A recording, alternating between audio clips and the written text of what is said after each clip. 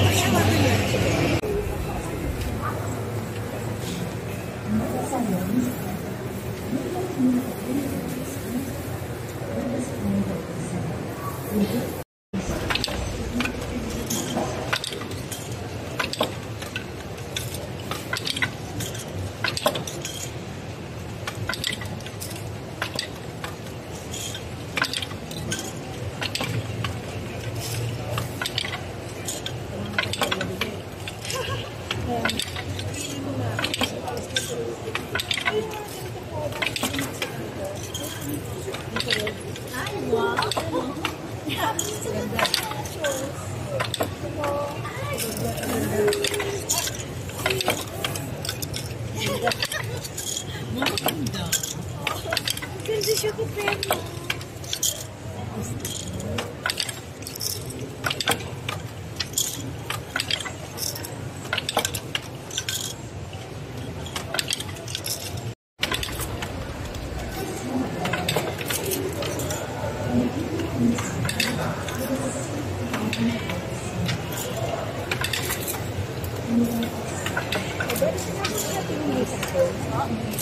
Hey, ganyan maganda po. Hey, isa rin ito.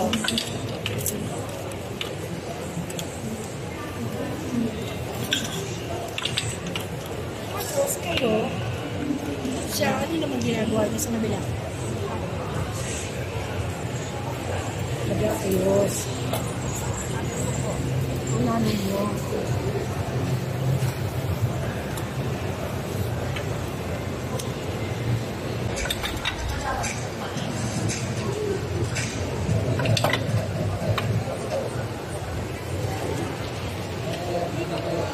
Maganda yung mga craft namin and feeling namin pag pupunta ka sa museum, di ba, may mga, ang daming craft ng Maranao, but walang recognized by the national na artisan talaga na Maranao. So, we are pushing for the first sana na Gamaba, which is a weaver ng langkit. That is also my mother na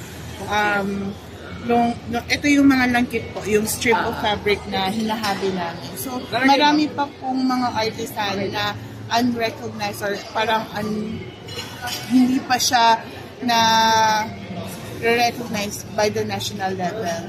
Na yun kasi yung isang narrative namin na gusto namin sana ipakilala, reintroduce ourselves as artisan rather than, what happened to Marawi. Oh. Tungkol po saan yung langkit weaving?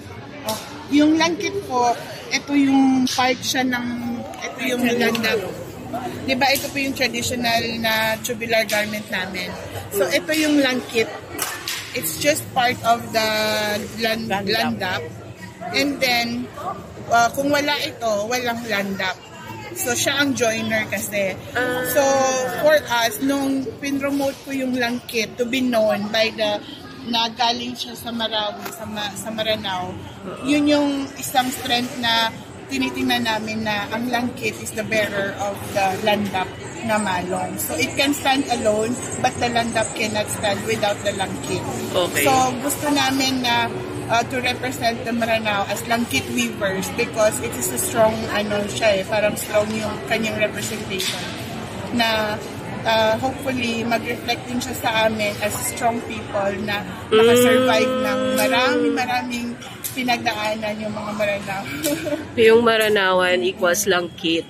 Yeah, sana. Kasi di ba po sa Tiboli, mga dream weavers, Yaka, they have Tinon, and then hopefully sana sa amin din, makilala din as, langkit weavers. Okay, hinahabi siya, ma'am. Katulad ito.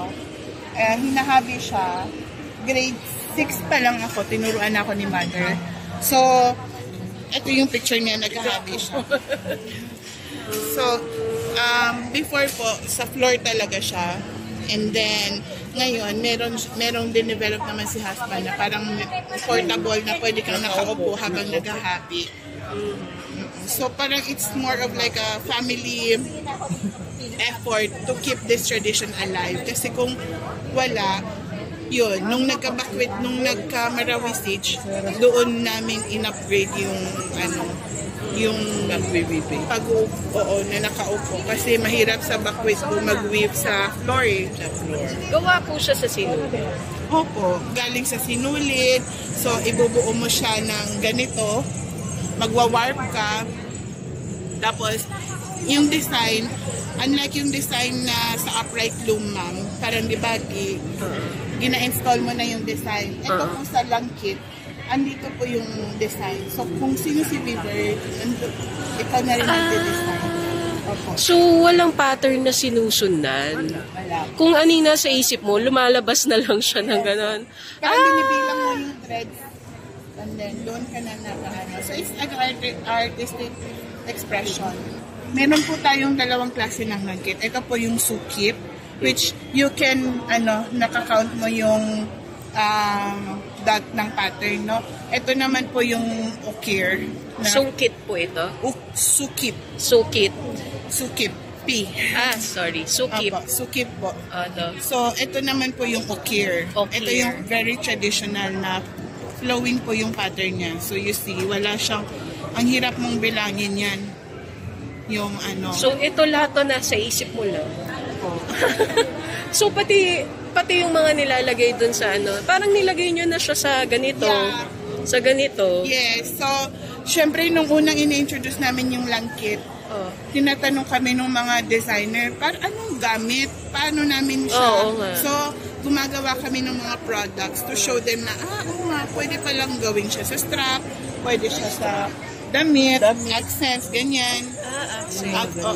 Accessorize mo siya. Pwede rin siyang sa accessory, tulad nung sa mga earrings, tsaka sa At damit of gloves. Meron din kaming mga accessories na made of langkit. Ayun. Yung price po niya, magkano? Halimbawa po ito, magkano po ito? Ito, ma'am. Yung sukip.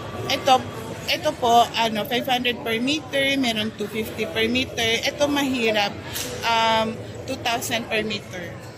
Kasi, ito ma'am, swerte, masipag ka na kung makagawa ka ng mga 1 to 2 inch a day. Okay. Ang hirap nito. Pero, kasi medyo, yung iba sasabihin nila, ba't ako bibili 2,000? Ganyan lang. Oo. Kasi ma'am, itong ginagawa namin, ma'am, it's not more on like, makabenta. Oo, makabenta. It's more of like you are helping yung community to continue to preserve the culture. At pangatlo, kung susumahin mo yung labor na ginagawa niya, or nilalaan niya for this product alone, hindi mo yun mabavalue ng like 2,000 pesos. So, tama. Kasi more than 1 month ito bago matapos, aabot ako ng 3 months. So, ano yung 2,000 sa 3 months? Paano na magkikita yung ano? So, yun, it's this kind of products po are, hindi lamang siya valued into how much yung monetary value. It's more of like the whole story behind the person and the culture at the community na ano yung ginagawa nila, what are we doing to preserve it, and what can you contribute to help us preserve it.